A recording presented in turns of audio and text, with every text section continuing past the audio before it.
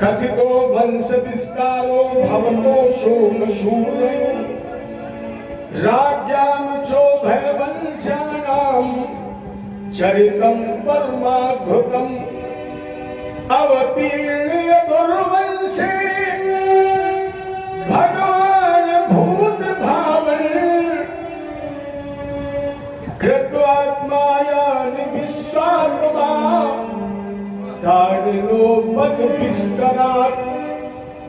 अब आप हमें यदुवंश में अवतार धारण करने वाले यदुवंशी उमर 16 करोड़ से धरा को विभूषित करने वाले धर्म वाहक भगवान का जन्म विस्तार से सुने। जिन्होंने महाभारत के युद्ध में मेरे पितामह अर्जुन का रथ थामा है, महाराज जी जिन्होंने मेरी मां के गर्भ में मेरी रक्षा की है, ऐसे हम अपने कुल रक्षक भगवान के जन्म की कथा विस्तार से सुनना चाहते हैं। और आपने बताया था कि देवकी के 7वें गर्भ में पलने वाले पैदा हुए रोहिणी के गर्भ से। तुम्हारा जी देवत्या गर्भ संबंधा, क्या देवकी और रोहिणी से के गर्भ से ही कोई संबंध था? जो एक मां के गर्भ में आने वाला दूसरी मां से पैदा हो गया। खुदो देहांतरम बिना, बिना जन्म लिए बगैर शरीर का त्याग किए। ये जो बलराम भैया के जन्म का रहस्य है, इसे आप प्रकट कर दीजिए। सुखदेव जी ने कहा राजेंद्र पहले विचार करो कि परमात्मा इस धरा धाम पर आता कब है। हालांकि अगर रामायण को देखा जाए तो बाबा ने लिखा राम जन्म के हेतु अनेका, परम विचित्र एक तो एका, लेकिन फिर भी 4 कारण बाबा ने लिख दिए, कम से कम 4।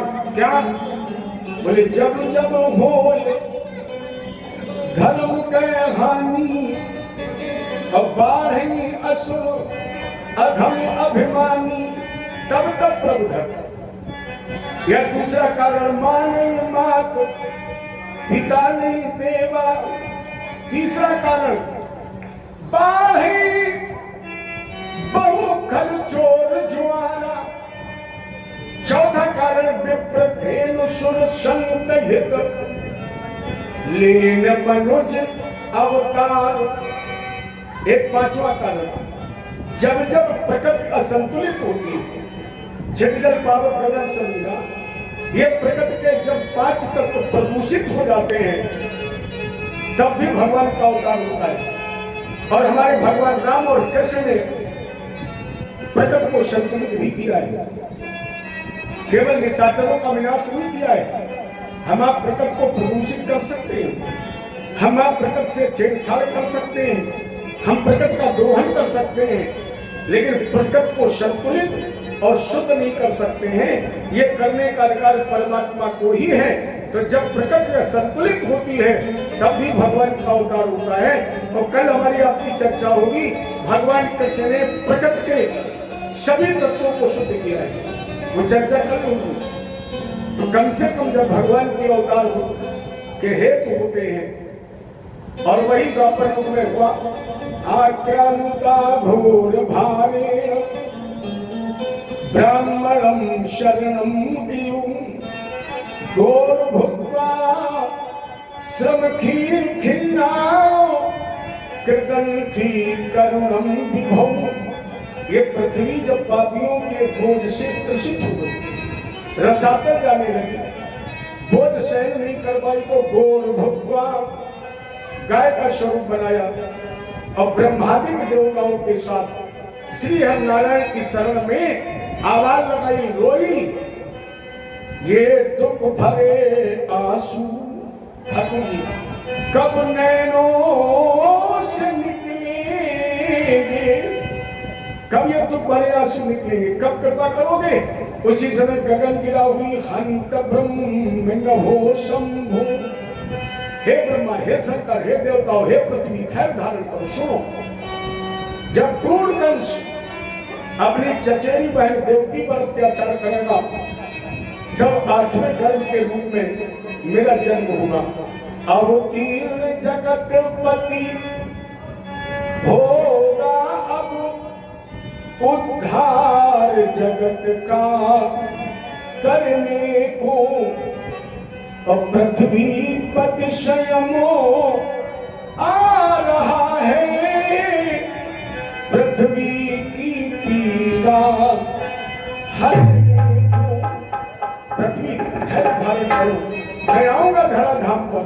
लेकिन देवताओं याद है आपको, रामावतार ने बड़ी मदद की थी। अगर आप बानर भालू न बनते तो क्या हम रावण को मार पाते? इसलिए हमें कृष्णावतार में भी तुम्हारी आवश्यकता है। किस बात की? भगवान बोले तुम सब भी यादव को बनो, जो पहुंचो पहले उस मत में, और खेलेगा प्रकृति खिलाड़ी है, टोली के साथ खेल जग में। तुम सब 84 को ब्रजभूमि को सजा दो, गौमे बनो, ग्वाले बनो, बछड़े बनो, गोपी बनो, सजा दो 84 को ब्रजभूमि को। ये जितने भी देवता थे ये भिन्न भिन्न रूप बनाकर भिन्न भिन्न स्वरूपों में अवतार धारण करने लगे। इधर कंस ने अपनी प्राणप्रिय चचेरी बहन देवक की पुत्री देवकी का विवाह वसुदेव जी के साथ किया। उग्रसेन सुत कंस शशुप्रिय चिकीर्षया। उग्रसेन सुत कंस, इससे प्रमाणित हो रहा है कि उग्रसेन का पुत्र कंस है। लेकिन एक प्रमाण और है कि ये द्रुमलिक नाम के राक्षस की संतान है, जो उग्रसेन की पत्नी पवन रेखा के द्वारा प्रकट हुआ है। द्रुमलिक शिव का भक्त था, इसे रूप बदलने का अभ्यास था।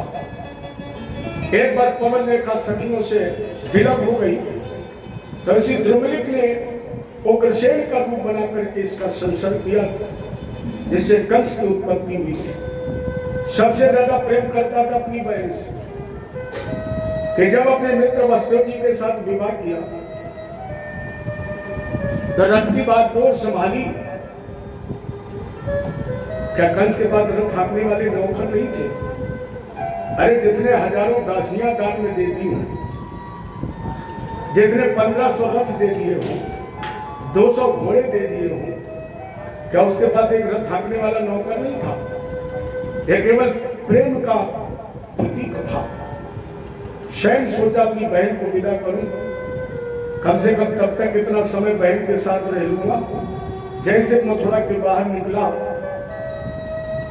एक आकाशवाणी हुई, और ये आकाशवाणी कंस के अलावा मथुरा की बात छोड़िए, शब्द तो देवकी वसुदेव जी ने भी नहीं सुनी। अस्याष्टमो गर्भो हंता याम पैसे बुधा। अरे कंस इस देव की काही अष्टम लाल, हम बतलाते हैं तुझे होगा तेरा काल। अरे मूर्ख कंस, जिस देवकी को इतने प्रेम से लिए जा रहा, उसी के गर्भ से जन्म लेने वाला 8वां लाल तेरा काल होगा। तो कंस के हाथ से रथ की बात रोज छूट गई। देवकी के पकड़ के बाल, म्यान से तलवार निकाली, मारना चाहता था, लेकिन वसुदेव जी ने हाथ पकड़ लिया। कंस, अभी अधिकार तुम्हें नहीं रहा, क्योंकि कन्यादान के समय मायके वालों से एक अधिकार छीन लिया जाता है। कन्यादान के बाद कोई भी भाई या पिता अपनी उस लड़की को न फिर डांट सकता है और न पीट सकता है। ये अधिकार मायके वालों से ले लिया जाता है।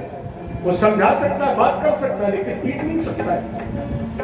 और रही कंस मरने की बात, तो मृत्यु जन्मदान किया, जो आया है सो जाएगा, जाने वाले को आना पड़ेगा। अरे तुम्हें पता है एक शब्द में लिखा है, क्या भरोसा क्या भरोसा है इस जिंदगी का साथ देती नहीं ये किसी का। क्या भरोसा है इस जिंदगी का, साथ देती नहीं ये किसी का। क्या भरोसा है इस जिंदगी का, साथ देती नहीं ये किसी का। क्या भरोसा है इस जिंदगी का, साथ देती नहीं ये किसी का। श्वास रुक जाएगी चलते चलते, क्षमा बुझ जाएगी चलते चलते। श्वास रुक जाएगी चलते चलते, क्षमा बुझ जाएगी चलते चलते। दम निकल जाएगा रोशनी का, दम निकल जाएगा रोशनी का। साथ देती नहीं ये किसी का। भरोसा है इस जिंदगी का, साथ देती नहीं ये किसी का। क्या भरोसा है इस जिंदगी का, साथ देती नहीं ये किसी का। भरोसा है इस जिंदगी का, साथ देती नहीं ये किसी का। ये दुनिया हकीकत पुरानी, चलते रुकना है इसकी कहानी। ये दुनिया हकीकत पुरानी, चलते रुकना है इसकी कहानी। फर्ज पूरा करो बंदगी का, फर्ज पूरा करो बंदगी का। साथ देती नहीं ये किसी का। जिंदगी का साथ देती नहीं ये किसी का। क्या भरोसा है इस जिंदगी का, साथ देती नहीं। बस हम रहेगा, मोहब्बत रहेगी, दास्ता अपनी दुनिया कहेगी, नाम रह जाएगा केवल आदमी का, साथ देती नहीं है किसी का। अरे कल से एक बात बताओ, देवकी से डर है, देवकी के पुत्र से डर है, देवकी के पुत्रों से डर है। कंस ने कहा देवकी के केवल 8वें पुत्र से। बलदेव जी ने कहा हर पुत्र हम तुझे जन्मते ही प्रदान कर देंगे। फिर भी कंस ने देवकी और वसुदेव को नजर कैद कर लिया। एक दिन अपने पिता को भी बंदी बना लिया, मां नहीं, माता पिता नहीं, देवा उग्रसेन जी को भी बंदी बना लिया, स्वयं मथुरा का राजा बन गया। अब कंस के नए मंत्रिमंडल का गठन हुआ। अब कंस के मंत्रिमंडल में बैठने वाले ब्रह्मभक्त चाणू गए और तड़ावर्त महासदय मुष्टकारिष्ट तुमिल पूतना के सुधेनु कई।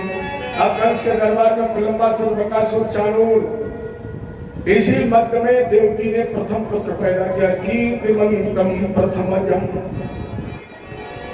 कंसयानक दुंधवी। प्रथम पुत्र पैदा हुआ जिसका नाम था कीर्तिमान। वसुदेव जी कंस के पास ले गए, कंस ने कहा लौटा ले जाओ, इससे में कोई भय नहीं, 8वां ध्यान। और जब ये वापस हो गए, नारद जी ने सोचा कि अगर इस तरह कंस के हृदय में दया का भाव बना रहा तो फिर भगवान के अवतार में उतना ही विलंब हो जाएगा। तो नारद जी ने उठाई बीड़ा नारायण। कंस ने प्रणाम किया, आसन दिया। महाराज जी कई कारण आगमन। नारद जी ने कहा बेटा ये फूल देख रहे हो? हाँ गुरु जी। बोले हमने इसको बहुत गिना, ये पता नहीं इसमें पंखुड़ी कितनी है, आप बताइए कितनी पंखुड़ी? तो कंस ने गिनी बाबा 1 2 3 4 5 6 7 8। नारद ने फूल घुमाया, काप गिनो। कंस ने कहा 1 2 3 4 5 6 7 8। नारद ने फिर फूल घुमाया, काप गिनो। कंस ने कहा बाबा 8 पंखुड़ी है, 8 ही रहेंगी। नारद जी ने कहा तो हम भी जानते हैं। कंस ने कहा जानना क्या चाहते हो? नारद जी ने कहा इसमें कौन पंखुड़ी पहली और कौन आठवीं? कंस ने कहा बाबा अगर इधर से गिनो तो ये आठवीं, इधर से उल्टा गिनो तो ये आठवीं, यहाँ से गिनो ये आठवीं।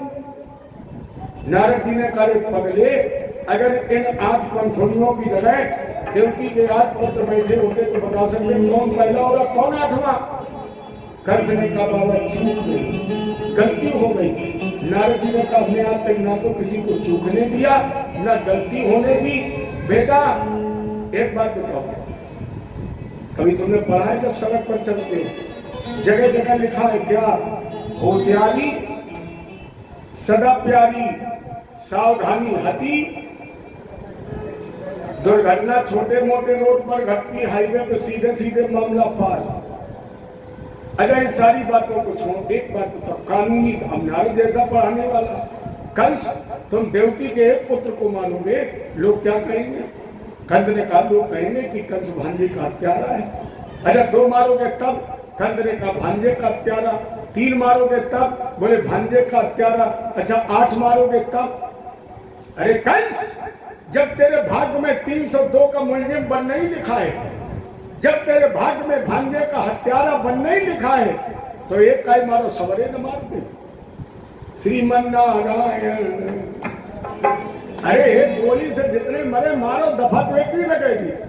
अब नारद जैसा समझाने वाला इसलिए कंद ने हते सुखत सुबालेश, 1-2 नहीं समय के साथ उग्रसेन के पुत्र क्रूर कंस ने देवकी के 6 बालकों की हत्या कर दी। 7वें सप्तमम वैष्णवम धाम, 7वें में शेष जी आए, लेकिन भगवान ने योग माया को बुलाया। क्यों? भगवान जानते थे शेष कभी नष्ट नहीं होता है, शेष कभी मरता नहीं है, शेष कभी कटता नहीं है। इसलिए भगवान बोले गच्छते भुजम भद्रे गोप गोप भैरवंकृतम। महाराज जी देवी जी चली जाइए, देवकी के 7वें गर्भ का दर्शन करो। बाबा नंद क्या पल रही देवकी की बहन रोहिणी बसदेव जी की दूसरी पत्नी इनके गर्भ में स्थापित कर दो, और अगर ये कार्य करोगी तो आने वाले कलयुग में लोग तुम्हारी स्थान स्थान पर पूजा करेंगे। नाम ध्येयान कुर्वन्ति स्थानान चलरा भूमि दुर्वेद भद्रकाली विजया वैष्णवी तथा कुमुदा चंद्रिका कृष्णा माधवी कन्यके तिचा माया नारायणी शानी शारदे तकम्बिके तिचा। इन नामों से तुम्हें दुर्गा काली विजया वैष्णवी अम्बे कहेगा, इन नामों से तुम्हारी पूजा होगी। कल काल में योग माया ने ये वरदान प्राप्त करके देवकी के 7वें गर्भ का दर्शन किया, रोहिणी के गर्भ में स्थापित कर दिया। जब भाद्रपद कृष्ण पक्ष खष्टी को इनका जन्म हुआ, जिसे हम आप माताएं आज भी हर छठ के रूप में मनाती हैं। जो बलराम भैया का मुख्य अस्त्र हल है, दिन दिन माताएं हल्का जुटा हुआ अन्न प्रयोग नहीं करती। कंस को भी पता लग गया कि देवकी के 7वें गर्भ का दर्शन हो गया, लेकिन अभी तक नजर बंद थी। अब सीधे सीधे जेल में डाल दिया देवकी बलदेव को। हाथों में हथकड़ियां, पैरों में बेड़ियां, 7 दरवाजों पर ताले, 7 दरवाजों पर पहले से ठीक दूना पहरा। कंस का आदेश है एक एक क्षण का मुझे संदेश दिया जाए। अरे भगवान ने अपना तेज कुंज भैया देवकी के गर्भ में स्थापित किया तो इतना तेज था देवकी के मुख पर कोट सूर्य संप्रभ, करोड़ों सूर्य के समान तेज। इतना तेज था कि अब कंस जब सुबह सोकर उठता था और देवकी का दर्शन करने आता तो केवल पैर का अंगूठा देख करके लौटता, और जिसके पैर का अंगूठा देखने से आंखें बंद हो जाएं, उसके मुख की तरफ देखने की क्षमता किसमें थी? कौन नजर मिला सकता है उस परमात्मा से? एक एक क्षण कंस अपने वैरी की प्रतीक्षा कर रहा, और इधर धीरे धीरे वो पावन पुण्य समय आ रहा है श्री भगवान के श्री विग्रह का, तो पुष्प वृष्टि होने लगी। देवता उस समय आवाज लगाने लगे, सत्य प्रथम सत्य परम सत्यम असत्यस्य योनिं निहितं च सत्ये सत्यस्य सत्यम मृत सत्य नेत्रम असत्यात्मकम ताम शरणम प्रपन्ना। प्रभु आपकी प्रतिष्ठा का श्रेष्ठ साधन सत्य है, आप पारमार्थिक सत्य है, आप पूर्णता सत्य हैं, आप आदि मध्य अंत में सत्य हैं, आप त्रिकाल बाधित सत्य हैं, आप चारों युगों में सत्य हैं, आप तीनों कालों में सत्य हैं। ऐसे सत्य स्वरूप सर्वात्मा हम आपके चरणों का सहारा लेते हैं। स्वागतम कृष्णा सुस्वागतम कृष्णा, बोलो स्वागतम कृष्णा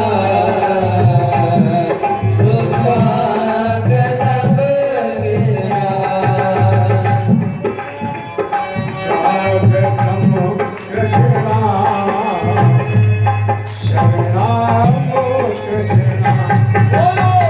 स्वागतम कृष्णा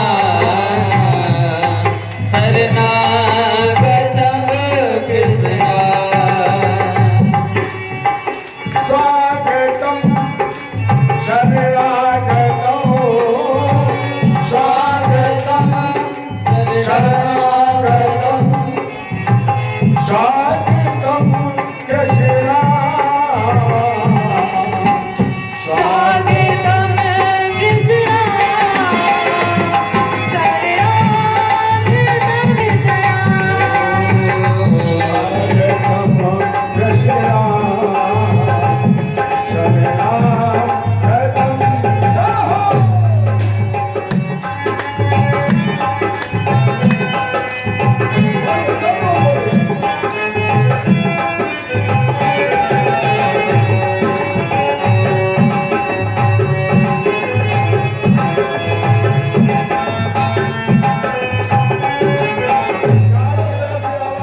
स्वागतम कृष्णा शरणागतम कृष्णा, तब तक अद सर्व गुणोपेतः काल परम शोभना। राजेंद्र, आज तक किसी के सामने समय प्रकट नहीं हुआ है। केवल कृष्ण जन्मोत्सव के समय ही मैया देवकी के सामने समय प्रकट हुआ। काल माने समय, और वो समय कैसा था? सर्वगुण युक्त काल परम शोभन, परम गुणों से सुशोभित समय प्रकट हुआ है। और उस समय के मध्य में देवत्या देव रूपण्याम सर्व विश्व गुहासी, कृष्ण पक्ष की अष्टमी भादो दिन बुधवार और नक्षत्र रोहिणी के समय चतुर्भुजी। भादों का महीना है, दिन बुधवार है, कृष्ण पक्ष है, अष्टमी तिथि है, अर्धरात्र 11:55 पर भगवान उस कारागृह में देवत्या देवरूपण्याम, देव रूप में है प्रकट कृपाला दीन दयाला। अब प्रकट कैसे हुए? कोटि सूर्य सम प्रभु, ऐसा लगा जैसे दीवार के सहारे एक सूर्य प्रकट हुआ हो, और सूर्य बिंदु के रूप में ऐसा लग रहा था जैसे रामायण में बाबा ने लिखा नील सरोरु नील मणि। देवकी ने जब देखा तो सूर्य के अंदर करोड़ों सूर्य, लेकिन उस करोड़ों सूर्य के मध्य में एक चतुर्भुजी जो सूर्य था, उस सूर्य के सामने करोड़ों सूर्य भी निस्तेज हो रहे थे। देवकी ने हाथ जोड़ करके पूछा, प्रभु आप कौन है? किस कारागृह में मुझे दर्शन देकर मुझे कृतार्थ करने वाली भगवान बोले, मां पहचाना नहीं? मैं क्या हूं फिर बतलाता हूं, मैं आज बांसुरी वाला हूं, और इस कृष्ण रैन का कृष्ण चंद्र इस ब्रज मंडल का वाला हूं। मैं बंसी बजाने वाला, काली रात में जन्म लेने वाला कृष्ण। देवकी ने कहा, मैंने ये नहीं कहा है कि आप कृष्ण हैं, आप बंसी बजाने वाले हैं, ये नहीं। आप ये बताइए मेरे कौन है? मेरे कौन? भगवान बोले, नहीं पहचाना? मत सुनो। जो आंखें बात जो हती थी, मैं उन आंखों का तारा हूं।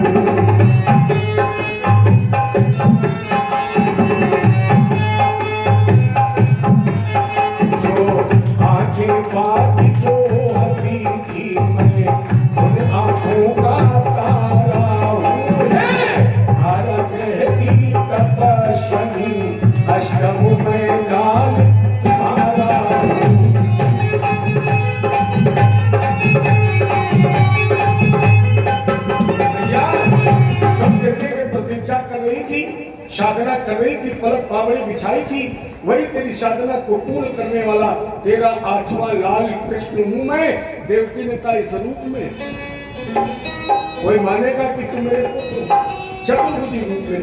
भगवान बोले फिर, बोले जैसे एक माँ के कृत्रिम पुत्र का जन्म होता, प्राकृतिक बच्चे का जन्म होता है, तो भगवान ने अंतर्हिते भगवती, भगवान ने अपने आप को अंतर्हित कर लिया और नवजात शिशु बनकर मैया देवकी की गोद में लेट गए। जब बाल कृष्ण भगवान की, देखो जब तक मायापति रहे, चतुर्भुजी रूप में रहे, तब तक देवकी को कंस का भय नहीं लगा। और जैसे भगवान ने माया का सहारा लिया, देवकी को मायावी कंस की याद आ गई। बेटा तुम्हें कोई मेरा पुत्र माने न माने, लेकिन तुम उसी चतुर्भुजी रूप में आ जाओ, नहीं तो कंस मार देगा। वसुदेव जी की तरफ देखा, स्वामी शायद ये मेरी कोख के जलते हुए चिराग का अंतिम चिराग है, कहीं ये बुझ न जाए, बचाइए इसे। वसुदेव जी ने केवल हाथ उठाया है, एक शब्द नहीं बोले, हाथ उठाया तो संकेत दिया। देवकी देख रही हो, हाथों में हथकड़ियां हैं, पैरों में बेड़ियां, 7 दरवाजों पर ताले पहरे, कैसे मैं तेरे इस पुत्र को बचाऊं। मानो अचानक दीवार से आवाज आई हो, पिताजी मुझे पहुंचाइए गोकुल, वहां पर बालिका का जन्म हुआ, ले आइए। वसुदेव जी ने भगवान को सूप में लिटा लिया। यहाँ पर लोग कहीं कहीं प्रश्न करते, पंडित जी सूप कहाँ से आ गया, कितनी विचित्र बात है। कैसा प्रश्न है ये, क्या उत्तर है इसका, कैसा विश्वास है तुम्हें भगवान पर। अरे जरा सोचिए, जो दीवार के सारे चतुर्भुजी रूप में प्रकट हो सकता है, जो चतुर्भुजी से नवजात शिशु बन सकता है, जो हथकड़ियां बेड़ियां काट सकता है, जो दरवाजे खोल सकता है, जो पहरेदारों को छुपा सकता है, जो रातों रात मथुरा से गोकुल जा सकता है, क्या वो अपने लिए सूप नहीं ला सकता है। कोई बहुत बड़ी बात है। वैसे ईश्वर न करे किसी को जेल जाना पड़े, लेकिन अगर कोई जेल गया हो या कभी आप जाएं जेल देखने के लिए, तो मेरी समझ में आज की जेल में भी हर वस्तु है, तो क्या कंस की जेल में सूप नहीं होगा। और जब बंधन मुक्त हो गए वसुदेव जी, तो ये मान लीजिए कि सूप ले आए, बच्चे को लिटा दिया, क्या दिक्कत है, सूप कहां से आ गया। इसका भाव बहुत अच्छा है। जेल है ये शरीर, वसुदेव है जीवात्मा। जरा समझने की कोशिश करें, वसुदेव जीवात्मा है, जेल ये शरीर है। हथकड़ियां बेड़ियां माया मोह और ममता की है। पहरेदार हमारे जीवन के विकार हैं, हमारी बुराइयां पहरेदार हैं। जिस समय सुबुद्धि रूपी देवकी के माध्यम से जीवात्मा रूपी वसुदेव को परमात्मा रूपी कृष्ण की प्राप्ति हुई, तो उसने किसमें लिटाया, सूप में। सूप का मतलब है सद्गुण, सूप कोई टोकरी नहीं है, सूप का मतलब है सद्गुण। और जब जीवात्मा ने परमात्मा को सद्गुण रूप में लिटा लिया और रखा कहां, कहां लिटाया, सर पर। क्यों, हमारी आपकी बुद्धि कहां है, सर में। और जब जीवात्मा की बुद्धि पर भगवान बैठ जाता है, तो ईमानदारी से बताइए फिर माया मोह रहेगा, फिर हथकड़ियां बेड़ियां रहेंगी। जब भगवान बुद्धि पर बैठ गया, तो अपने आप माया मोह की हथकड़ियां और बेड़ियां खट से टूट गई। और वसुदेव के जीवन के जो विकार थे, हमारे आपके जीवन के जो बुराइयां थी, हमारे आपके जीवन के जो दुर्गुण थे, ये सो गए। अर्थात परमात्मा को बुद्धि पर बैठाकर सुबुद्धि के माध्यम से जीवात्मा स्वतंत्र हो गया और भगवान को लेकर स्वतंत्रता पूर्ण। अब कोई बंधन नहीं रहा, भद्र भी लेकर के चले। अब भादों में भगवान क्यों आए, भद्र माने कल्याण होता है, भक्तों का कल्याण करना है। रोहिणी नक्षत्र में क्यों आए, भगवान ने सोचा चंद्रवंश में जा रहे हैं, और चंद्रमा तो सबसे प्यारी पत्नी रोहिणी, कहीं नाराज ना हो जाए, या हमारी ये माँ रोहिणी जी ना कहने लगे कि बलराम जी को हमारे यहाँ भेज दिया, आप क्यों नहीं आए। भगवान बोले तो चिंता मत करिए, हम आपके नक्षत्र में आएंगे। रामावतार में चंद्रमा और रात्रि को वरदान दिया था भगवान ने, इसलिए रात्रि में आए और जीवात्मा चल पड़ा।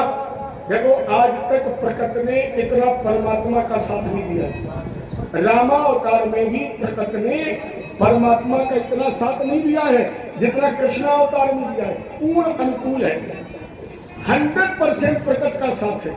भगवान कहाँ है, जेल में। अच्छा जेल में कौन आता है, जो चोर होता है। तो ये चोर नहीं, चोरों के गुरु है। और चोर कौन सी रात पसंद करता है, अंधेरी रात। और अंधेरी रात में भी आधी रात है पक्के चोर, इसीलिए रंग भी ऐसा लेकर आए हैं कि अंधेरी रात में अगर ढूंढा जाए तो काले में काला मिल जाए, जल्दी समझे में न आए। इसके बाद जब बात चले हैं भगवान, तो भी प्रकृति ने साथ दिया, क्योंकि भादों में गर्मी बहुत होती है।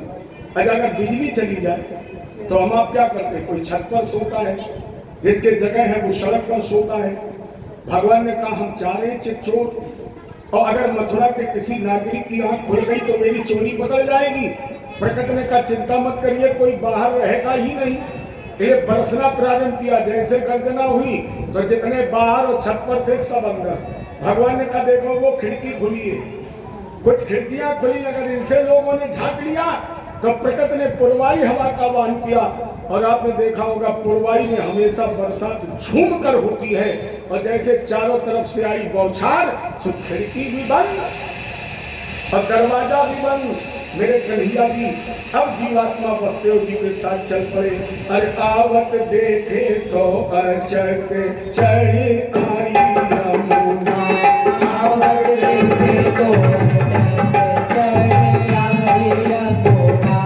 आवत देखे तो अचक चढ़ी आई यमुना, आवत देखे तो चढ़ी आई यमुना, चढ़ी आई यमुना, चढ़ आई यमुना, चढ़ आई यमुना, आवत देखे तो अचक चढ़ी आई यमुना। आवत देखे तो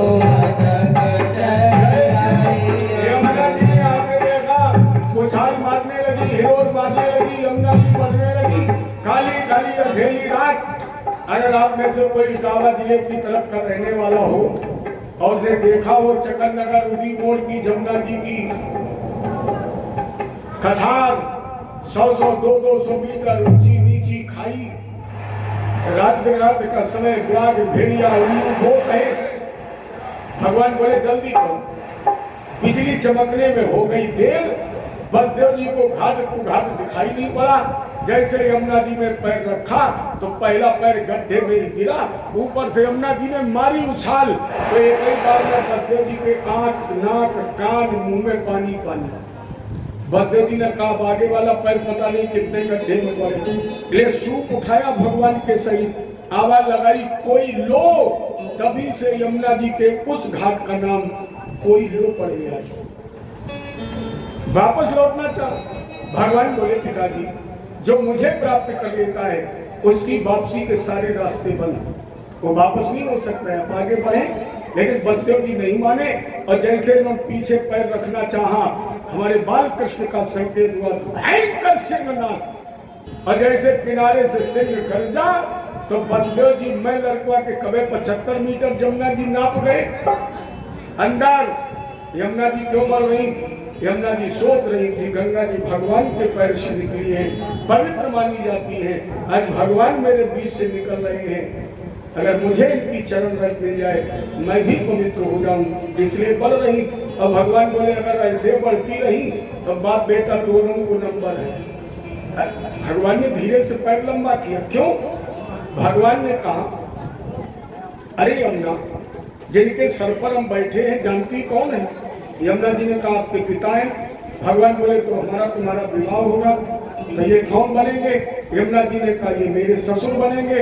भगवान बोले जब जानती हो कि ससुर बनेंगे तो थोड़ी झुक जाओ, अकड़ के चल रही। हमारे वैसे अकड़ती रही और ससुर ने कह दिया हम शादी नहीं करेंगे, बहुत अकड़ेंगे, इसलिए झुक जाओ। यमुना जी ने कहा प्रभु क्या हम ही को झुकाते रहोगे? हमेशा बहुएं झुकेंगी, सास का नंबर नहीं आएगा। भगवान बोले चिंता मत करो। देखिए भगवान ने बहुओं को वरदान दिया है, इसलिए जितनी सासें बैठी उनसे निवेदन है कि आप लोग अकड़ने का इस्तीफा दे दीजिए। अकड़ने का पावर भगवान ने कलयुग में बहुओं को दिया है। कह गए 125 वर्ष के बाद जब मैं चला जाऊं तब तुम खूब अकड़ लेना, अभी झुक जाओ। इसलिए कलयुग में आज हर बहू अपने सास ससुर के सामने तिरंगा झंडा लेकर एक गीत गाती है, झंडा ऊंचा रहे हमारा, विजयी विश्व तिरंगा प्यारा, मेरी शान न जाने पाए और सल्फास खाते जान भले ही जाए। अच्छा एक बात बताइए, बहुत मनन करने का विषय है। जरा जरा सी बात पर लोग जहर खा लेते हैं, फांसी लगा लेते हैं, मर जाते हैं। क्या ये जीवन तुम्हें इसीलिए मिला है?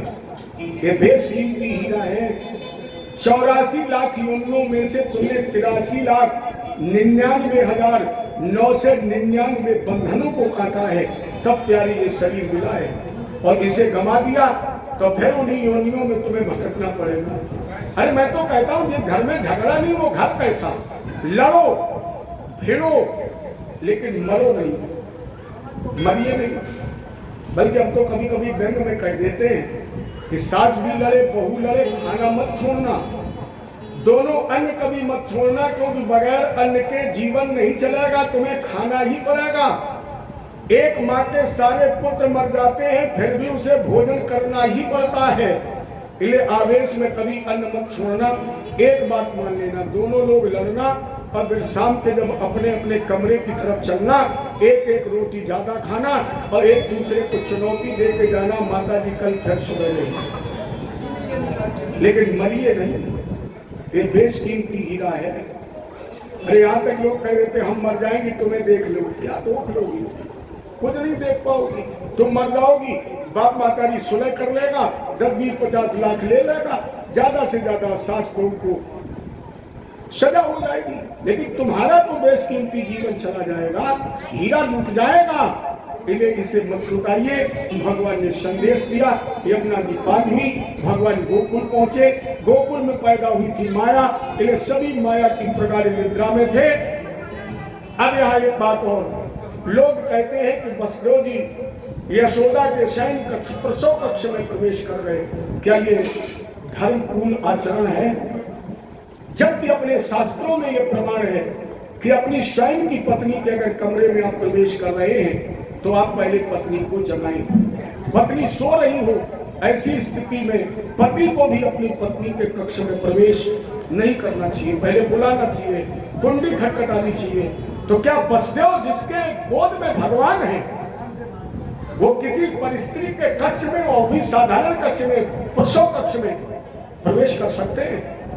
सत्यता ये है कि यहाँ पर बाबा नंद ने यशोदा जी के साथ मिलकर वसुदेव जी के साथ इस बालक और बालिका का परिवर्तन किया है।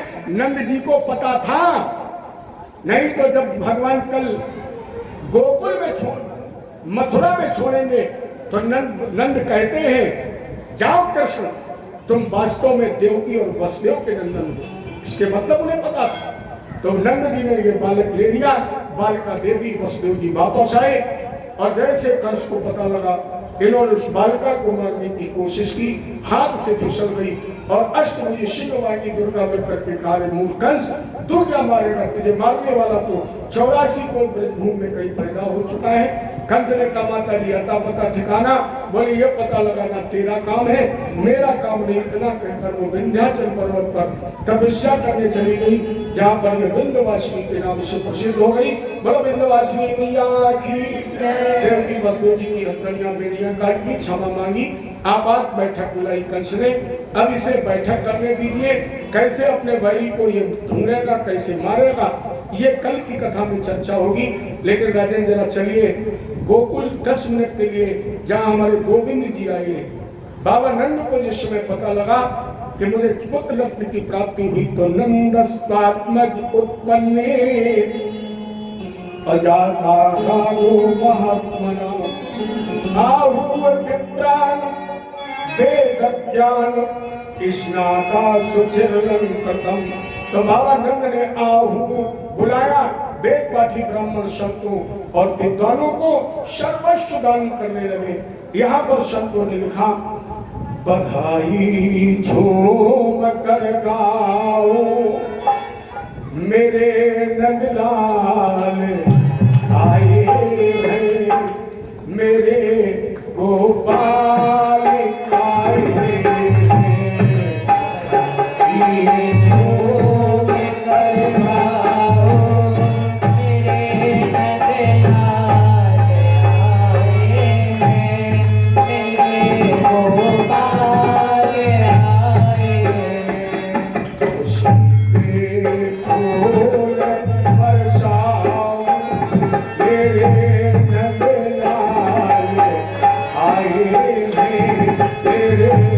गोपाल आए खुशी के फूल बरसाओ मेरे नंदलाल आए हैं मेरे नंदलाल आए हैं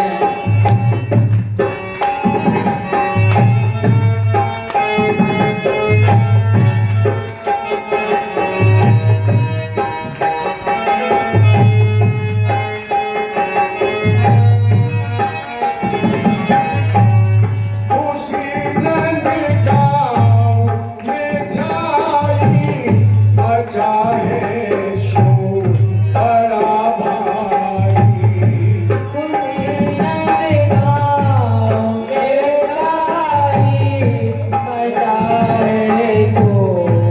भारी यशोदा माँ की गोदी में बची है आके किलकारी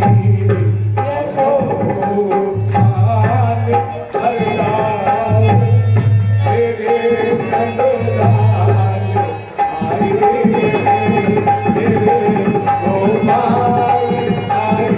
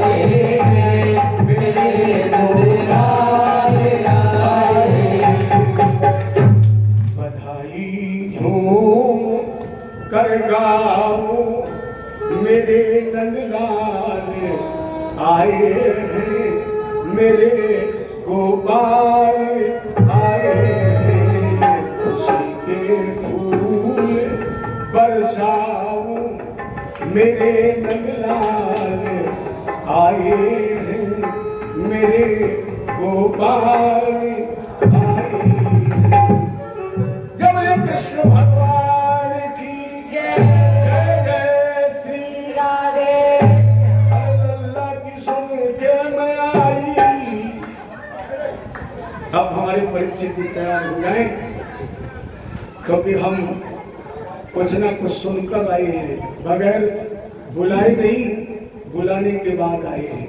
ये सबसे बड़े परीक्षित जी का आह्वान और इनसे हम ने कल कहा था कि हम मांगेंगे, जी भर के मांगेंगे।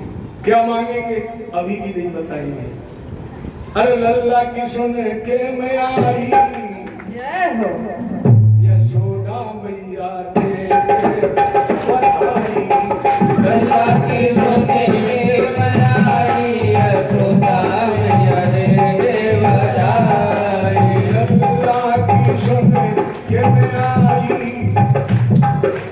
लल्ला की सुने मैं आई यशोदा मैया के बधाई। लल्ला की सुने मनाई यशोदा मैया दे बधाई। चूनर भी दे दे भैया चोली भी दे दे। चूनर भी दे दे भैया चोली भी दे दे। चूनर भी दे दे भैया चूनर भी दे दे भैया चूनर भी दे दे। चूनर भी दे दे भैया चोली भी दे दे। लहंगा की दे दे सिलाई। लहंगा की दे दे सिलाई यशोदा मैया के बधाई। लहंगा की दे दे दिलाई यशोदा मैया दे दे बधाई। लल्ला की सुन के आई यशोदा मैया के बधाई। लल्ला के सोने के मनाई यशोदा मैया दे दे बधाई। चूनर भी दे दे मैया चोली भी दे दे। चूनर भी दे दे भैया चोली भी दे दे। लहंगा की दे दे सिलाई। लहंगा की दे दे सिलाई यशोदा मैया के बधाई। लल्ला की सुन के मैं आई यशोदा मैया के बधाई। लल्ला के सोने के मनाई यशोदा मैया दे दे बधाई। क्या दे दे? काले भी दे दे मैया झाले भी दे दे। काले भी दे दे भैया काले भी दे दे। काले भी दे दे मैया झाले भी दे दे। काले भी दे दे भैया काले भी दे दे। काले भी दे दे मैया झाले भी दे दे। काले भी दे दे भैया काले दे। कंगना की दे दे बधाई यशोदा मैया के बधाई। लल्ला के सोने के मैं आई यशोदा मैया दे दे बधाई। लल्ला की सुन के मैं आई यशोदा मैया के बधाई। लल्ला के सोने के मैं आई यशोदा मैया दे दे बधाई। अरे तेरी गोद में खेले लाल बधाई दे देवी मैया। तेरी गोद में खेले लाल बधाई दे दे मैया। बधाई दे देवी मैया बधाई दे देवी मैया। बधाई दे दे मैया बधाई दे दे मैया। झूले झूले झूले पलना में गोपाल बधाई दे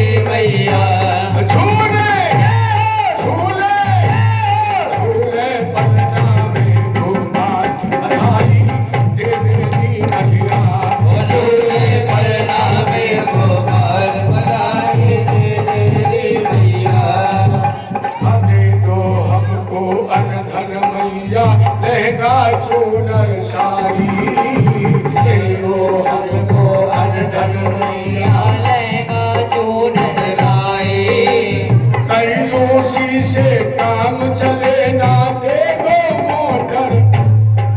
परीक्षित जी ध्यान दीजिए, कंजूसी से काम चले ना दे दो मोटर गाड़ी तेरी जय हो तेरी जय हो तेरी गोद में खेले लाल बधाई दे तेरी मैया।